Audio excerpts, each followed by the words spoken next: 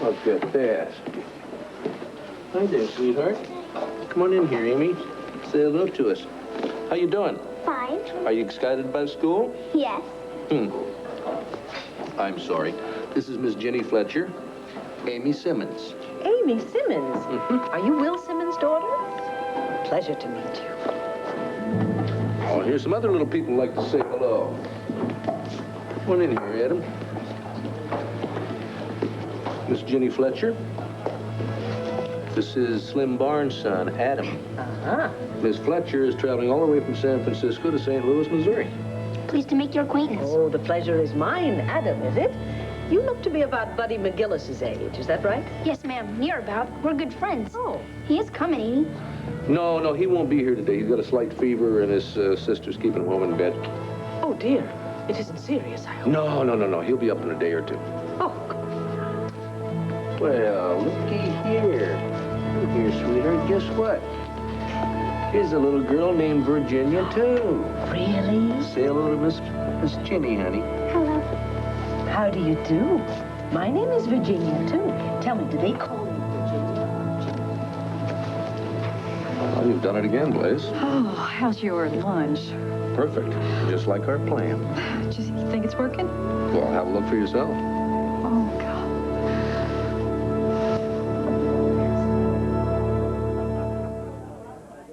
Zippity.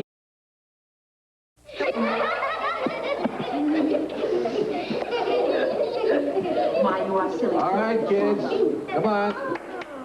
School's about ready to start as soon as the teacher's ready. Well, the teacher's ready. Let's get it over with. All you young'uns find a seat. Go on, honey. I gotta go to work. Now, you be real nice to these children. You treat them as if they were our own.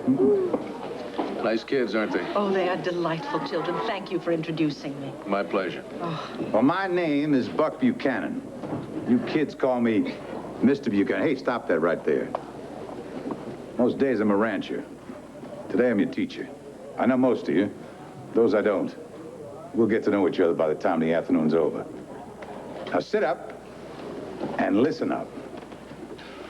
Now, you know the thing about city living, I know that it's exciting and everything, but there's something to be said for small towns, too. You know, like getting to know your neighbors. They take care of you, you take care of them. Oh, absolutely, yes. There's definitely something to be said.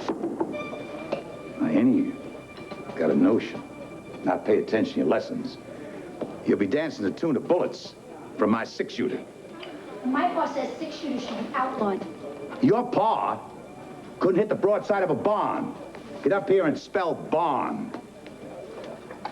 He's threatening the children. He is undermining their parents. It's just the way he is. It's just the way he is. They'll find out soon enough that his bark's worse than his bite. Now then, you know, when they get those railroad ties put down and the tracks laid, this town is not going to be all that small anymore.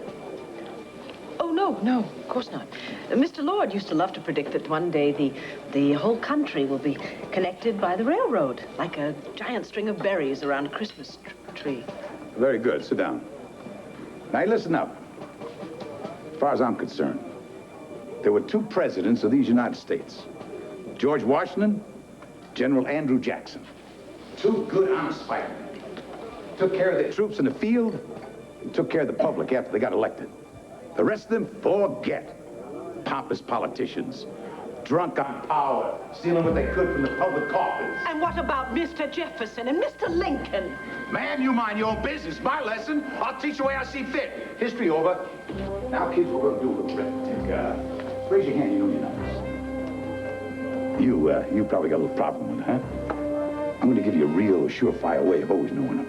Hands and feet. They're always there. The numbers are always the same, except guess one gets shot off. Huh? Anyway, let's try it. You add 2 and 2. 1, 2, 3, 4. 4. All right, you graduate. Huh? Forgive me, sir. This has gone quite enough. Tina, try and put yourself in Max's place. He's probably still very upset and hurt. And if you go running over there and throw yourself on his mercy, it'll probably just make things worse. He may reject you again, just like he did yesterday. Oh, I know. I've made a real mess of things, haven't I? Well, then learn from your mistake.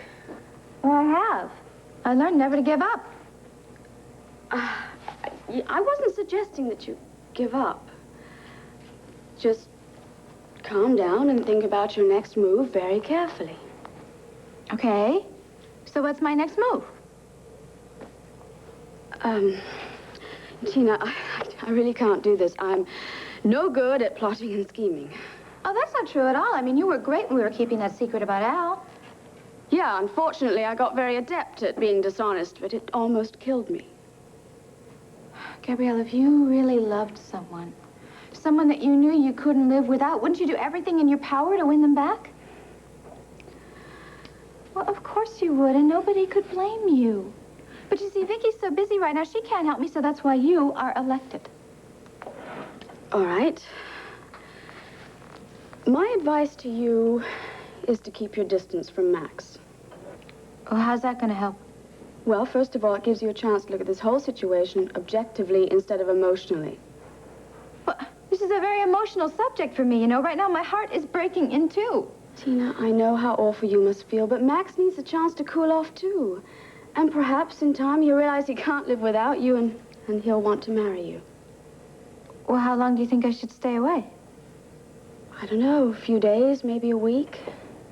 Look, why don't you come back to the ranch with Steve and me and just relax and take time to think about your thoughts?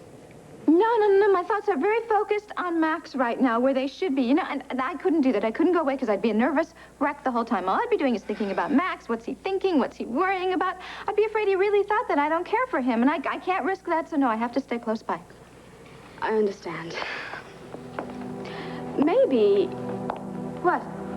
No, never mind. Gabrielle, tell me. Well, I was thinking that perhaps Steve may be able to help us. That's a great idea. I'll call him. No, Tina, on second thought, they're not on very good terms right now. You see, Steve went over to see Max after the wedding, and Max just wouldn't even give him the time of day. He wouldn't listen. I don't think Max is willing to listen to anyone right now. So you're saying you think I just have to sit and wait around till the right moment? I don't think you have any other choice. So you asked for Mr. Jackson in personnel. I'd pay him to hire me. Hey, don't you dare tell him that. Well, he'll see from the form that I haven't worked for 6 months because nobody's wanted to hire me. Helen, you have a job now. Forget about the past. Just concentrate on the future. Good luck. Thank you. Yeah. Excuse me. Say, hey! Assistant manager told me you knocked the old tenants upstairs and took over your old suite again. Max, I didn't knock him out. I wouldn't do that. Donald did. It's all right. How's everything going? Well, it's going great. I'm really excited about the new job, and there's a lot going on. Huh. Max, I don't know what to say to you. I feel real sorry about the wedding. You heard? Yeah, I heard. I didn't hear all the details, but I heard that it broke. Oh, what happened? When you talk to me, you seem so happy. Isn't there some way you can repair this? As far as I'm concerned, I'm a free man. And I can't think of anyone I would rather celebrate my freedom with than you. I put in a tough workout. And after Mr. Adams, do you know who was elected? Anyone? Jackson. No, it was not Mr. Jackson. It was Mr. Jefferson, Mr. Thomas Jefferson. You like him? Oh, I do indeed. There is a great deal to be admired in Mr. Thomas Jefferson. Do you know he was not only a scholar, he was also an architect. Did you know that he designed his own home in Virginia? He also designed the Capitol She's a building good teacher. in Richmond. Not to mention Spencer all the buildings calling me incompetent. that were Downright the humiliating. college that he founded, the University of Virginia. Now, does anyone know what 2 coffees. it is? I think your ego is making more out of this than it should. Where does she put you in your place? See how you like it. She's done it a couple times already. Size of the land of the United States at that. You're a strange fella. How so? The land of France. Well, you shoot fast and straight, anyone I've ever met. I don't think you've ever backed off a fight in your life. And yet you got the faith of a parson. How did you all come round? Well, having good friends like you and Blaze give me that faith. I'm much obliged to you for teaching the kids. Blaze gave me no choice. Well, you were still a pretty good friend to do it. Now, you think that spinster mom is going to fall for your trap? Kind of looks like she's doing it already. I hope she does. If she stays in town, it'll be because of the kids. I've tried everything else. I just hope it works. I swear. For a married man, I mean, you really have a case in this, Miss Ginny. I just hope for your sake, you really know which one you want.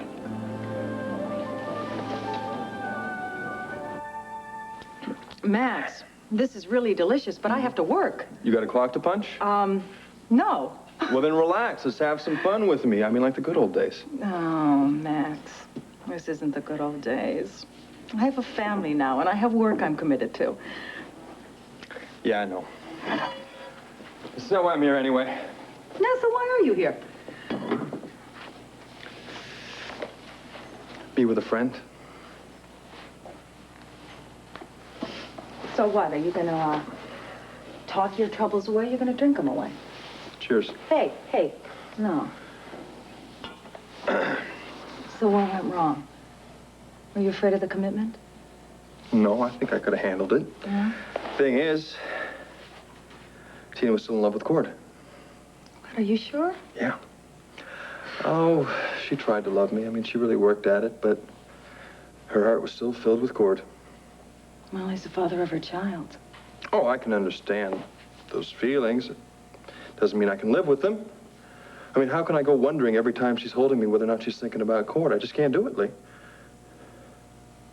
Do you think it's possible for a person to love two people at the same time in a different way? No. Maybe I'm old-fashioned, but I think one love will always be stronger and it will always win out. And you don't want to chance it? Oh, believe me, I conned myself for long enough waiting for her to forget about Cord. She tried. I mean, I know she tried, but she couldn't change her feelings any more than I can change my feelings about her. Passions that strong just don't ever die.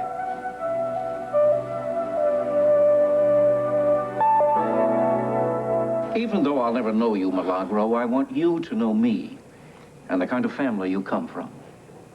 Finally, I instruct an endowment to be set up for Sarah Gordon to establish a school for the blind in Landview.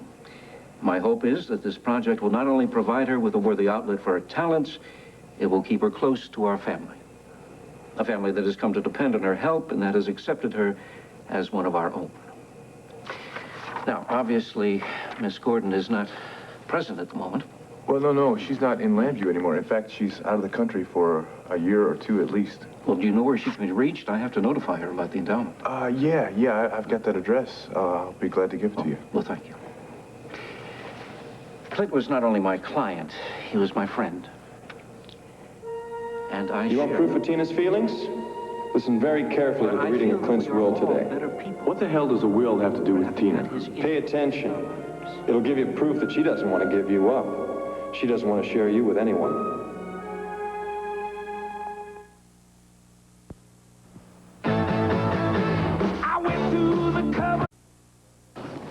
Aaron said it was all right to come up. Yes, of course. It's wonderful to see you. Clint's will is being read right now, this very minute, as a matter of fact. And I'm up here hiding in my room. There's no law that says you have to be a tower of strength 24 hours a day. I can't even manage it 5 minutes a day, Tom. Now, I know that's not true. Oh, it is. I'm a fairly intelligent, practical woman. And I know that I have to adjust. I know I have to go on living.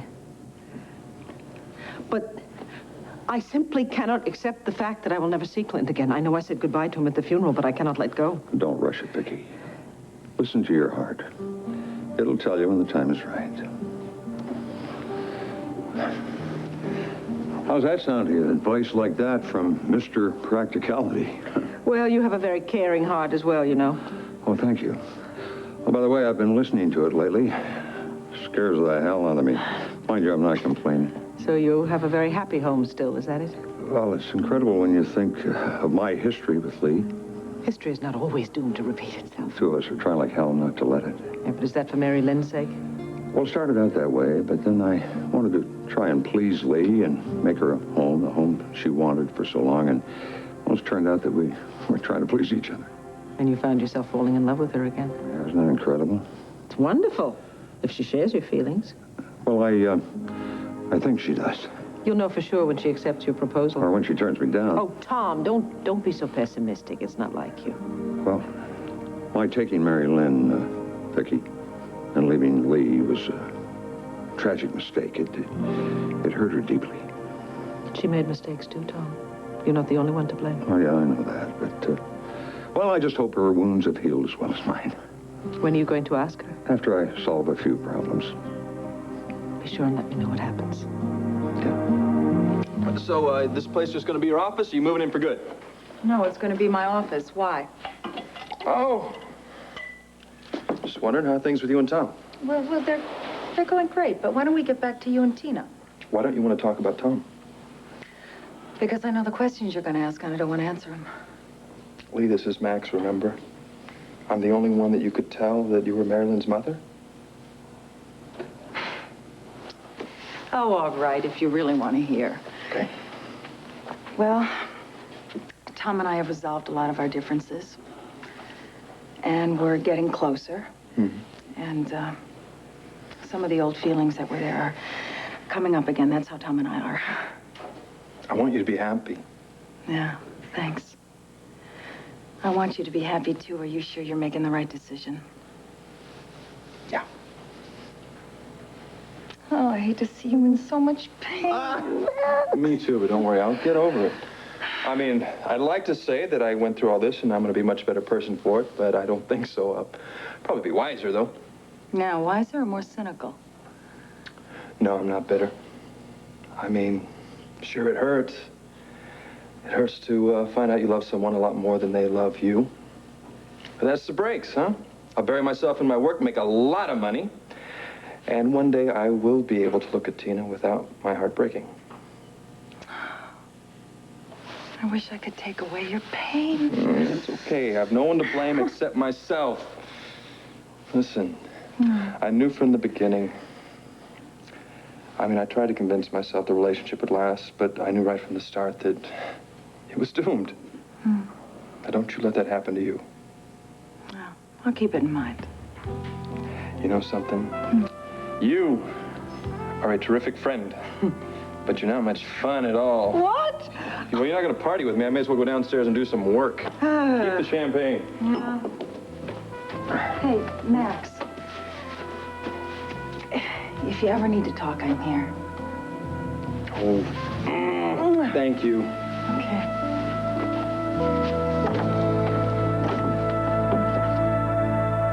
I figure it was that bullet fragment that finally killed Clint, you know.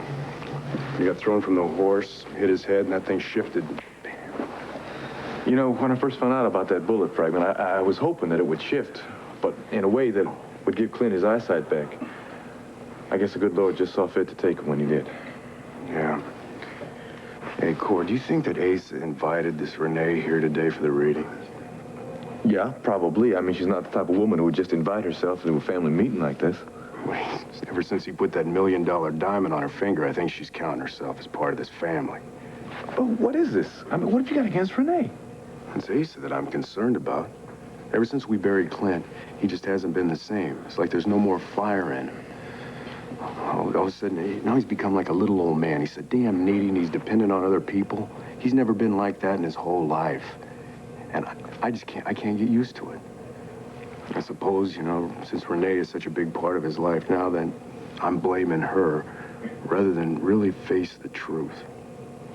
Personally, I think we've all lost a lot of that fire since we've lost Clint. Vicky, too. Maybe we all need something or someone to fill that place in our hearts to make up for the loss of Clint. I don't know.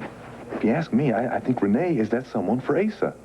And I'm all for it, but to tell you the truth, because I think she is a fine woman, and I think she's going to do right by Asa. Why don't we go out to that nice French restaurant tonight? Let's eat in tonight, honey. I don't feel like going out. Well, I thought maybe getting out, seeing other people might snap you out of your depression.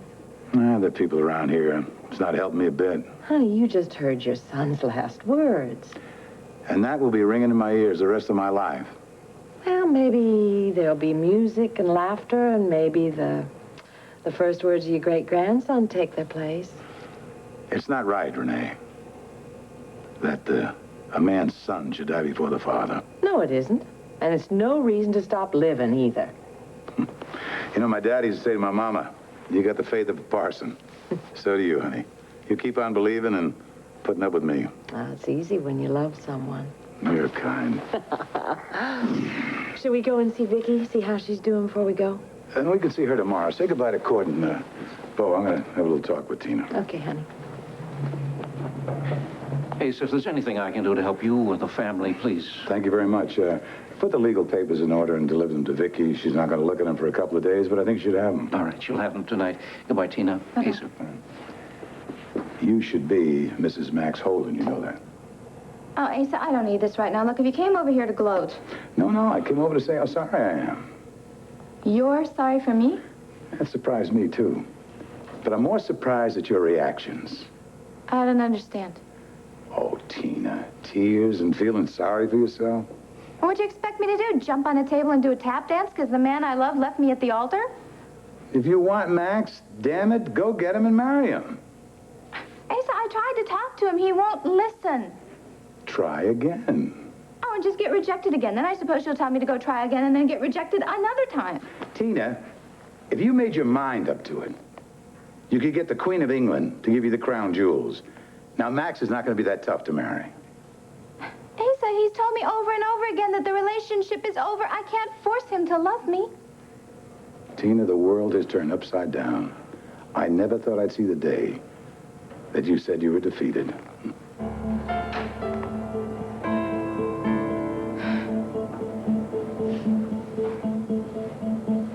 You know, Asa, you're right. I don't think I ever will see the day that Tina's defeated.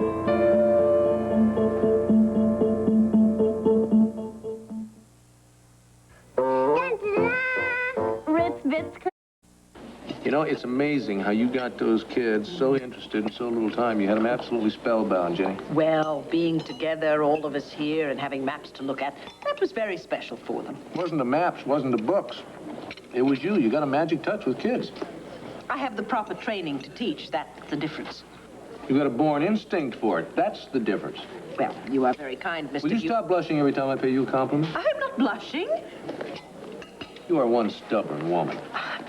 Mr. Clint, if there were a prize given out for stubbornness, you would surely win it. That may be. Nevertheless, I'm still happy that I got to see you stretch your stuff. I beg your pardon? That I got a chance to see you in action. I mean, doing something that you obviously love and are very, very good at. It is a terrible shame that the children do not have a proper school and a professional teacher. Perhaps when the railroad is built and the population expands... It's a year down the road, maybe longer. But they're so bright, so eager to learn now. And a good education is the absolute rock-solid foundation for a successful and a rewarding life. They'd have a 2-year jump on their learning if you weren't taking that stage to St. Louis. It is a crying shame that you won't change your mind. You have your obligation to your family, Clint. I have mine to myself. Thank you again for a very lovely dinner. Good night. Mr. Landon, thank you so much for bringing this by. I'll make sure that Vicky gets it. Well, if she has any questions, I'll be available anytime. Great. Actually, I've got a question myself. Mm-hmm. It's about that codicil in Clint's will, the one talking about how he's got the provision for Sarah Gordon for that foundation for the blind. Yes, yes. Well, my question is, did anyone else know about that other than Clint? Well, it's possible that your father discussed it with Vicky, but I doubt that he told anyone else. I mean, that's just a guess, of course. Uh-huh. And you haven't said anything to anyone about this? No, absolutely not. Then, as far as we know, the only one who would know about this would be Clint and anyone else he told. Oh, by reading the will. But I was the only one beside Clint to have written... You know, actually, I did ask Tina to check the date of the document for me, but, well, I'm certain that she wouldn't have read it.